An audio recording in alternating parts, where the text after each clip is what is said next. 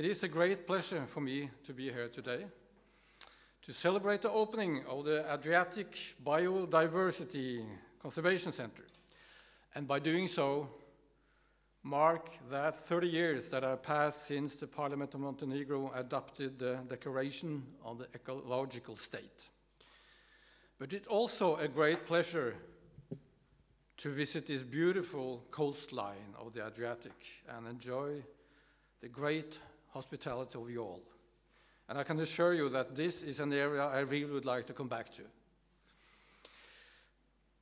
I'm happy that Norway has played a catalyzing and motivating role in the process to reconstruct and refurbish the Akvarijum Boka.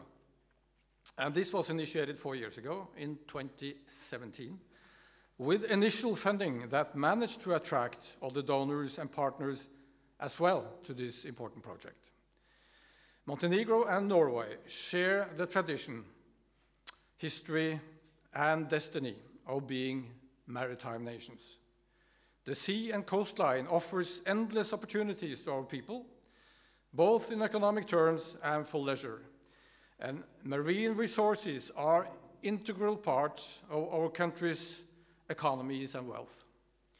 Knowledge about marine ecosystems and resources will continue to be vital for future generations in the same way it has had for several thousand years already. And access to the sea unites us and brings us closer together. It creates mutual understanding, common interest, and shared perspective on the future. And it's therefore both logical and sensible that Montenegro and Norway, two strong maritime nations, have united their respective forces in this project. Our environmental surroundings have no borders and respect no political boundaries. And what happens here in the Kotor Bay of the Adriatic Sea will also affect people far beyond Montenegro. Aquatic biodiversity is currently threatened by climate change and pollution across the globe, and the Mediterranean is no exception. Through this project, a rescue center for endangered marine species, such as the sea turtles, has been established and will promote marine biodiversity conservation. This has been a key element of this important project. And at the same time, a sustainable and resource-sensitive use of maritime resources can easily create a solid basis for the future green economic growth. Indeed, we see the ocean economy as almost existential to our economic future, in particular when we look into potentials for the coming decades. The ocean space is emerging as one of the largest and the most promising global resource bases, offering vast business opportunities for a whole range of ocean industries. Key resources will continue to come from the oceans, and shipping should remain the most cost-effective and environmentally sound way of carrying out long-distance transport. In this context, we should not forget about the projections made by the OECD in 2019, suggesting that the ocean economy has a potential of doubling its contribution to global value creation by 2030. Needless to say, the ocean economy and marine activities bring with them a significant potential for development, value creation, and jobs. For environmental protection and a striving blue economy to coexist in harmony, management of marine resources needs to be sustainable in line with UN Sustainable Development Goals.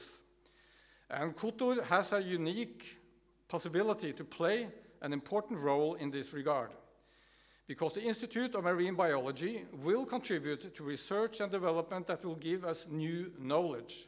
This will also enable Montenegro to fulfill the objectives included in Chapter 27 on environment of the EU accession negotiations. One important element in these negotiations is the protection of marine ecosystems.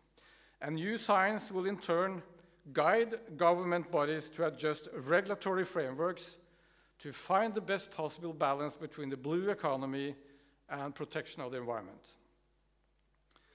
I'm most encouraged by Montenegro's resolve to strengthen its institutional capacity and for taking necessary measures to adopt appropriate laws and regulations in the field of protection of nature and the environment. Likewise, its political will to make the implementation necessary in order to achieve full transposition with EU legislation within this important area. And to conclude, the new Boka Aquarium will not only have a strong potential to attract tourists and enrich their experience when visiting Kotor. We know that this institution will educate and raise awareness of its visitors regarding the importance and beauty of a diversified marine environment, as well as for such environments' need for proper protection. But in addition to this, the aquarium has a huge potential for significant contribution to research and conservation, which is even more important for the future preservation of a healthy and sustainable Adriatic marine environment. Norway is proud to have supported the reconstruction of the Aquarium Boka. Through this project, we have provided the city of Kotor, the Institute of Marine Biology, and the University of Montenegro to become highly prominent institutions that will enhance knowledge and provide policy guidance for further sustainable marine resource management. And I will congratulate you with a job well done. So thank you for the attention.